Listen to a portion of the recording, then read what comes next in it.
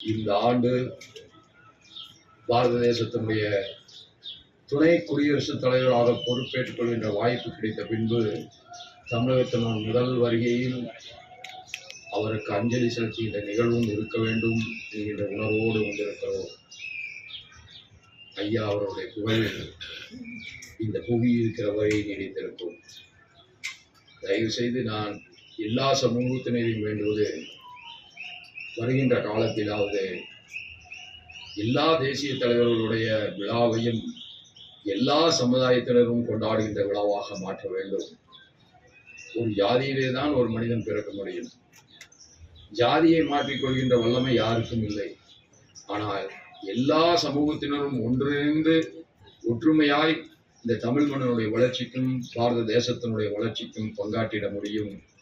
அந்த உயர்ந்த சிந்தனை மனதிலே கொண்டு நம் இடத்திலே இருக்கின்ற வேறுபாடுகளை நாம் மறப்பதுதான் உண்மையிலேயே நாம் நம்முடைய பெரியவர்களுக்கு செலுத்துகின்ற அஞ்சலி என்று கூறி விடைபெறுகிறேன்.